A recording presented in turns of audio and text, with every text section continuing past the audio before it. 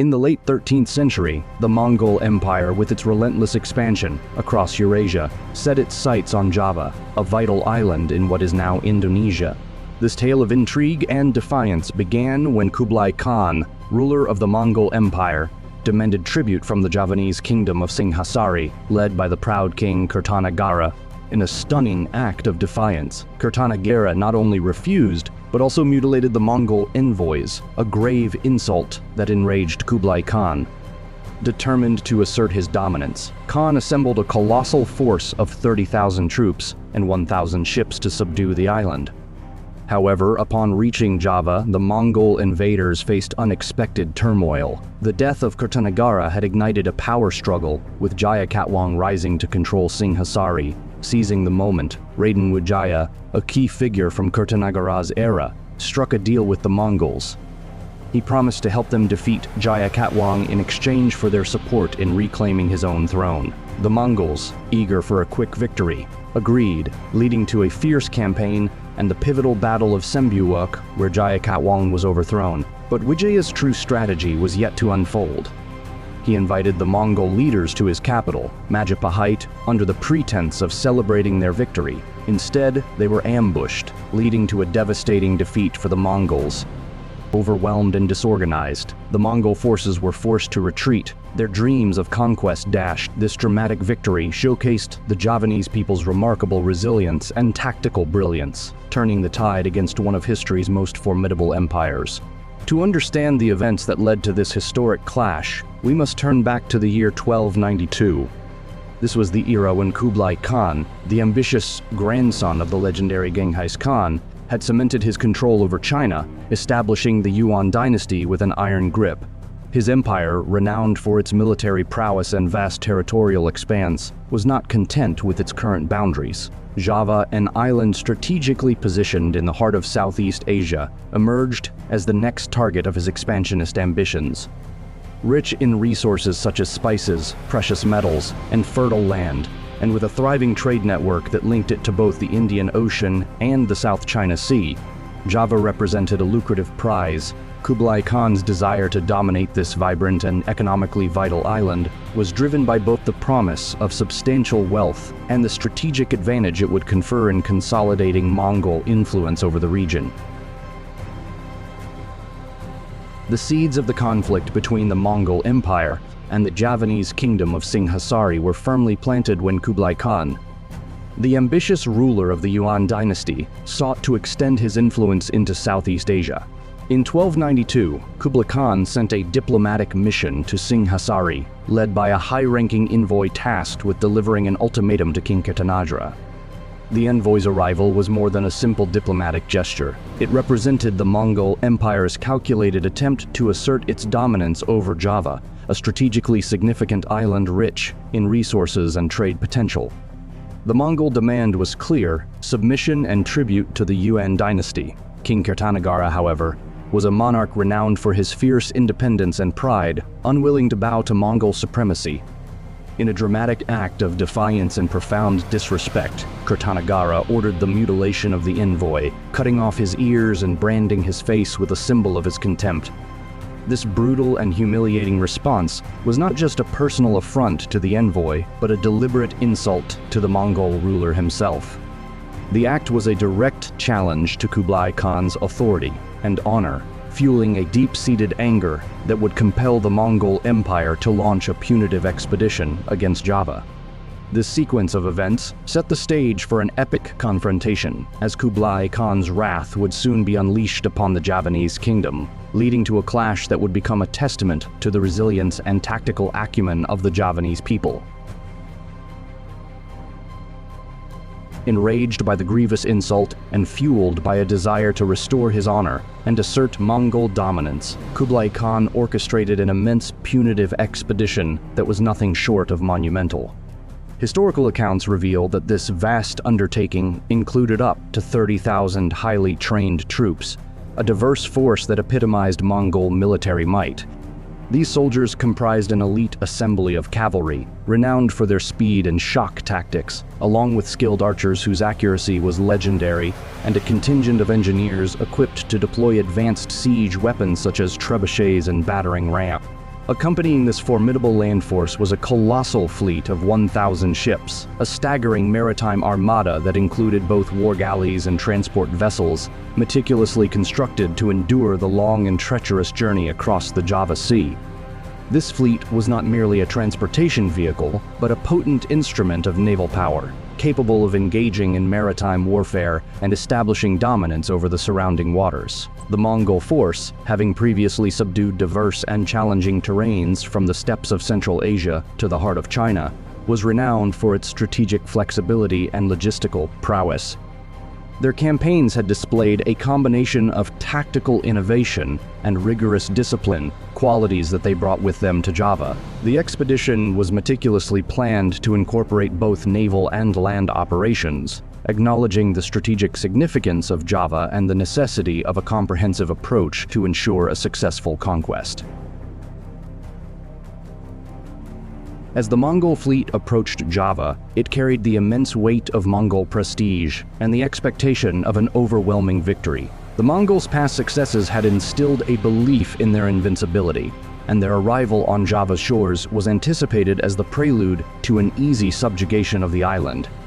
The challenge they faced, however, involved navigating not just the physical barriers of an unfamiliar and complex terrain, but also the intricate political dynamics of a kingdom prepared to resist their invasion with equal determination. As the Mongol fleet, a colossal force comprising up to 30,000 troops and 1,000 ships, embarked on its journey towards Java in early 1293, the political landscape of the island was undergoing dramatic transformation.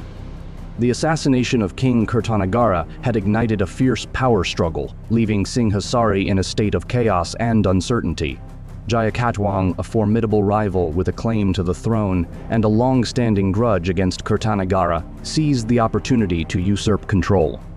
This sudden and ambitious takeover by Jayakatwang not only disrupted the Mongols' meticulously laid plans, but also introduced a new layer of complexity to their mission. The Mongol expedition, initially intended as a punitive campaign to subdue Kertanagara and assert Yuan dominance, now faced a radically altered situation. The new political reality on Java required the Mongols to reassess their strategic approach. They were confronted with a critical dilemma.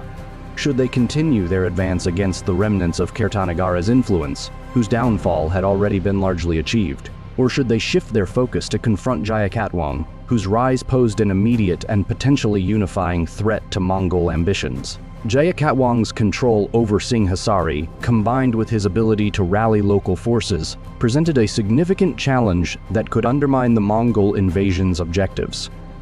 The Mongol commanders had to navigate this evolving scenario with agility and precision, as their success now hinged on their ability to adapt to the unforeseen dynamics of Javanese politics and military resistance. When the Mongol forces, having crossed vast distances by sea, finally made landfall on Java in early 1293, they were met with a situation far from the straightforward conquest they had anticipated. The Mongols, under the command of experienced generals, were accustomed to overwhelming their adversaries with sheer numbers and superior military tactics. However, their expectations of a rapid and decisive victory were thwarted by a Javanese resistance that was both strategically astute and highly adaptable. Action on Java was far from stable. Jayakatwang, having recently seized power from the slain king Kertanagara, found himself facing not only the Mongol invasion, but also the complex challenge of unifying a fractured kingdom. Despite the numerical advantage, Jayakatwang's forces suffered from severe coordination issues, and their inability to effectively mobilize and support each other in battle further compounded their difficulties. The Javanese defenders, leveraging their profound knowledge of the island's geography, were able to mount a surprisingly effective resistance. They used guerrilla tactics to their advantage, conducting hit-and-run attacks that exploited the Mongols' unfamiliarity with the local terrain. The dense forests, swamps, and rugged landscapes of Java became natural fortifications for the Javanese, who utilized these features to launch ambushes and engage in tactical retreats that drew the Mongols into protracted engagements. This approach was a sharp contrast to the Mongols' typical strategy of direct confrontation and siege warfare. The Javanese resistance effectively neutralized the Mongols' numerical superiority by engaging in relentless and unpredictable skirmishes that wore down the Mongol forces and disrupted their plans. In addition to their tactical ingenuity, the Javanese defenders demonstrated a high level of morale and determination, driven by a fierce desire to protect their homeland from foreign domination. This resolve, coupled with their strategic use of the island's difficult terrain, created significant obstacles for the Mongols, who were unprepared for the protracted and guerrilla-style conflict that unfolded. The Mongol invaders, accustomed to swift victories over less resilient foes, found themselves mired in a drawn-out struggle that severely tested their endurance and adaptability. In the midst of the turbulent power struggle that followed King Kertanagara's assassination, the island of Java was engulfed in chaos, with various factions vying for control. Raden Wijaya, a strategic and ambitious member of Kertanagara's royal lineage, emerged as a pivotal figure in this period of instability. Wijaya, who had been actively resisting Jayakatwang's usurpation of Singhasari, saw a unique opportunity in the Mongol invasion that was unfolding. Understanding the potential advantage of aligning with the Mongols, Wijaya approached their commanders with a proposal that was as politically astute as it was daring. He offered to provide crucial support to the Mongol forces, leveraging his deep knowledge of Javanese geography, political dynamics, and military tactics to aid in the Mongol effort to overthrow Jayakatwang. Wijaya's intimate understanding of the local terrain and his established networks among Javanese forces positioned him as a valuable ally for the Mongols, who were struggling to adapt to the island's complex environment and the fierce local resistance. In return for his assistance, Wijaya sought the Mongols' endorsement and support to reclaim his position as the ruler of Java, a role he had been stripped of by the upheavals caused by Jayakatwang's coup. His proposal was not merely an alliance, but a strategic maneuver to restore his own political power by utilizing the Mongols as a tool to eliminate his rival and reassert control. Wijaya's offer promised the Mongols a more targeted and effective campaign against Jayakatwang, whose forces, while substantial in number, lacked the unified command and strategic coherence needed to counter the Mongol advance effectively. Wijaya's willingness to collaborate with the Mongols was a gamble that required him to navigate the delicate balance of keeping the Mongol invaders content while simultaneously securing his position and preparing for the inevitable power struggle that would follow the Mongol withdrawal. This alliance was a high-stakes chess move in the complex game of Javanese politics and warfare, with Wijaya betting that the support of the Mongols would not only help him eliminate Jayakatwang, but also ensure his return to power in the shifting sands of Java's political landscape. Eager to achieve a decisive victory and return to their homeland, the Mongols, under Kublai Khan's directive, were quick to accept Raden Wijaya's strategic proposal. United in their objective, the Mongols and Wijaya's forces launched a coordinated campaign against Jayakatwang, aiming to consolidate control over Java and settle the chaotic political landscape. This alliance culminated in several significant confrontations, with the Battle of Sembuwuk emerging as a crucial and intense clash. The battle was marked by fierce combat, as the Mongol forces, despite their superior numbers and equipment, struggled against the Javanese defenders, who leveraged their intimate knowledge of the local terrain to their advantage. The Javanese, skilled in guerrilla warfare, executed hit-and-run tactics and set ambushes, disrupting the Mongol formations and causing considerable casualties. Their familiarity with the rugged landscape allowed them to strike unpredictably and retreat before the Mongols could effectively retaliate, thereby complicating the Mongol efforts to achieve a swift victory. The combined pressures of relentless guerrilla attacks and the strategic acumen of Wijaya's forces created a formidable challenge for the Mongol invaders, who, despite their might and experience in conquering vast territories, found themselves entangled in a protracted and costly engagement. This period of intense conflict showcased the resilience and adaptability of the Javanese in the face of a formidable foreign invasion, highlighting the complexity of the campaign and the strategic brilliance involved in the Javanese resistance. In the Battle of Sembuwuk, Raden Wijaya's forces, augmented by Mongol troops, achieved a pivotal victory that altered the course of Java's history. The battle unfolded with intense ferocity, marked by brutal close-quarters combat and unrelenting violence. The Mongol warriors, renowned for their discipline and martial prowess, faced an unexpectedly fierce opposition from Wijaya's troops. Despite their superior numbers and formidable combat skills, the Mongols struggled against the challenging Javanese terrain and the guerrilla tactics employed by the defenders. Wijaya, leveraging his intimate knowledge of Java's difficult geography, orchestrated a series of devastating ambushes and hit-and-run attacks. His forces, adept at using the dense jungle and rugged hills to their advantage, launched surprise assaults that inflicted severe casualties on the Mongol army. These attacks were characterized by a relentless brutality, as Wijaya's troops struck swiftly and withdrew before the Mongols could effectively retaliate. The combat was not confined to traditional battlefield engagements. It extended into the wilderness, where the Javanese warriors used their superior understanding of the land to set traps and ambushes. The Mongols, accustomed to open-field battles and sophisticated siege tactics, were caught off guard by the relentless and unpredictable nature of the Javanese resistance. This disorientation was compounded by logistical difficulties, including severe supply shortages and the harsh tropical climate, which drained the Mongol forces' stamina and morale. The conflict saw both sides endure heavy losses, with many soldiers falling victim to the brutal fighting and the relentless environment. Amidst this brutal struggle, Wijaya's forces managed to capture Jaya Khatwang, a rival leader who had initially seized control of Singhasari. This victory enabled Wijaya to reassert control over the kingdom, but his allegiance to the Mongols was far from genuine. Under the pretense of cooperation, Wijaya had been secretly plotting a ruthless betrayal, as the Mongol forces, now significantly weakened by the prolonged battle and the harsh conditions, began to falter. Wijaya executed his plan with meticulous precision. He orchestrated a surprise attack against his erstwhile allies, exploiting their weakened state to launch a devastating offensive. The ensuing conflict was marked by brutal violence, as Wijaya's forces engaged in fierce combat with the Mongols, inflicting heavy casualties and causing chaos among their ranks. This calculated betrayal not only eradicated the remaining Mongol threat, but also allowed Wijaya to consolidate his power over Java. His actions were a masterclass in strategic deception and military execution, ensuring that Java remained independent and secure from further external threats. Through this bloody and strategic maneuver, Wijaya secured his place in history as a key architect of Java's resistance and independence.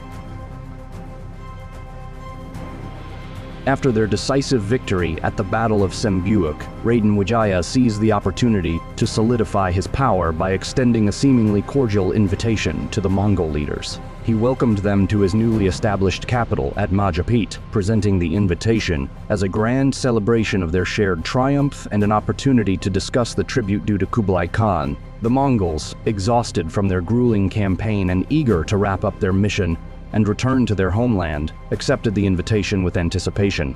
Unbeknownst to them, Wijaya had meticulously crafted a devious plot to betray his temporary ally. As the Mongol contingent arrived at Majapahit, they were greeted with outward displays of hospitality and respect. However, the seemingly warm reception masked Wijaya's true intentions. His forces, still brimming with the animosity that had fueled their earlier resistance, prepared to execute a cunning and brutal ambush. The Mongols, caught off guard by the treachery, found themselves ensnared in a trap. Wijaya's troops, having carefully orchestrated the assault, overwhelmed the Mongol soldiers with a ruthless efficiency. The betrayal was executed with cold precision, leading to a savage confrontation that left the Mongol contingent in disarray and inflicted severe casualties. This calculated act of treachery not only eradicated the remaining Mongol threat, but also cemented Wijaya's control over Java, securing his position and ensuring the island's independence from foreign domination. What the Mongols could not have anticipated was the intricately laid trap devised by Wijaya upon their arrival at Majapahit, expecting to be honored with festivities and negotiations. The Mongol forces were instead greeted with an elaborate ruse. Wijaya, seizing the opportunity to consolidate his power and rid himself of his powerful allies, meticulously planned a brutal ambush. His loyalists, positioned in concealed locations around Majapahit, had laid the groundwork for a deadly assault. As the Mongol soldiers entered the capital, they were initially met with a facade of celebration and hospitality, which quickly dissolved into chaos. With a sudden, coordinated strike, Wijaya's forces erupted from their hidden positions, attacking with savage intent. The Mongol soldiers, caught completely off guard, were unprepared for the ferocity of the onslaught. They were not only unarmed but also disoriented by the sheer scale of the ambush. Wijaya's troops, armed and ready, utilized the element of surprise to maximum effect, overwhelming the Mongols in a ruthless and efficient manner. The streets of Majapahit became a battleground of confusion and bloodshed as Wijaya's forces systematically executed their ambush, ensuring that the Mongols could neither regroup nor defend themselves effectively. The brutality of the attack inflicted devastating casualties on the Mongol contingent, whose initial shock and inability to respond only served to heighten the violence. This decisive betrayal not only eradicated a significant portion of the Mongol force, but also solidified Wijaya's control over Java, showcasing his strategic cunning and his resolve to outmaneuver even the mightiest of invaders. The ambush plunged Majapahit into a scene of chaotic and bloody confrontation.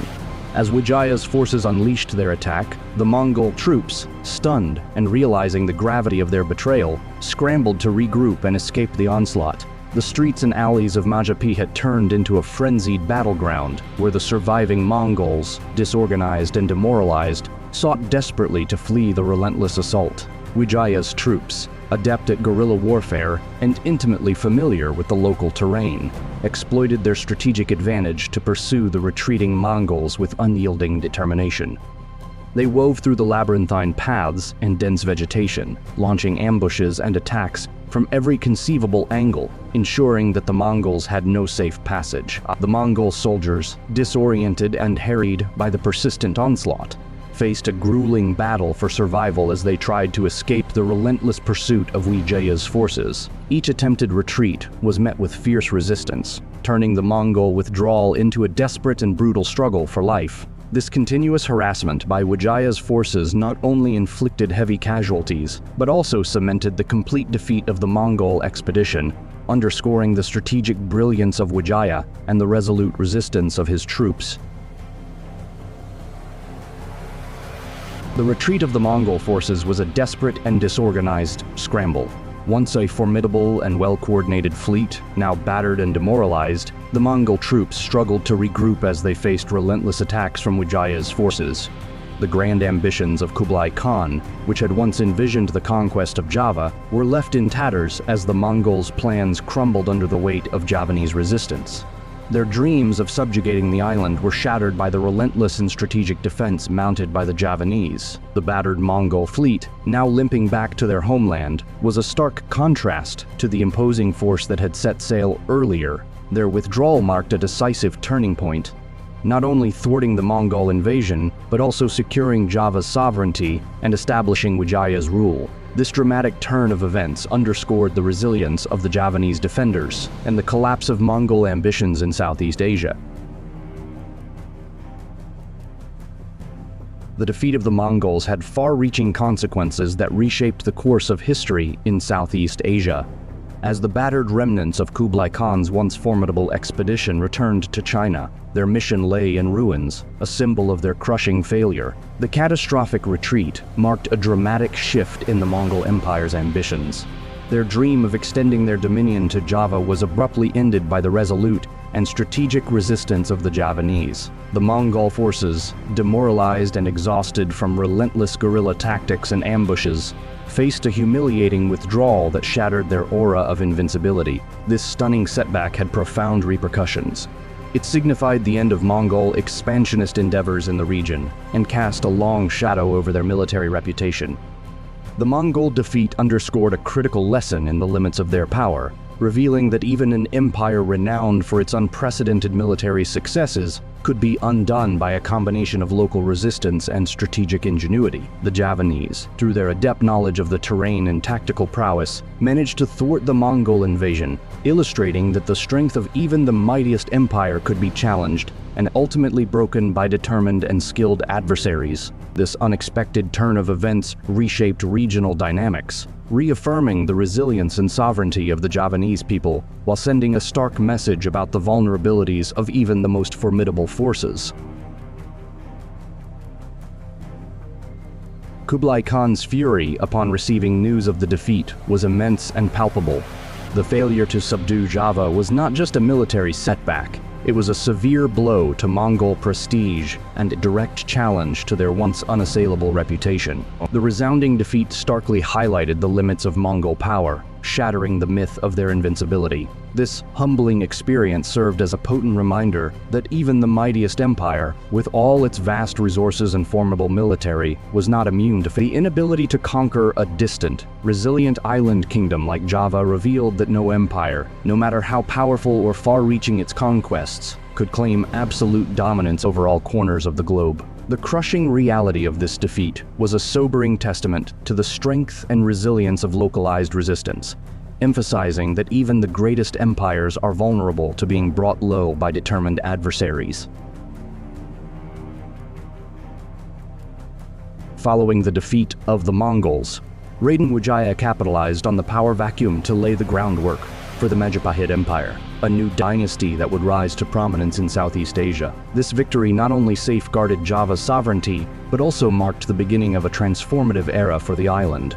Wijaya, astute and visionary, established Majapahit as a flourishing center of commerce and culture. The empire quickly became a dominant force in the region, leveraging its strategic location to control vital trade routes and establish extensive commercial networks that reached across Asia. This period saw a remarkable surge in economic prosperity, with Majapahit's ports bustling with merchants from distant lands, and its cities becoming cultural hubs renowned for their artistic and intellectual achievements. The empire's influence was not just economic, but also political and cultural.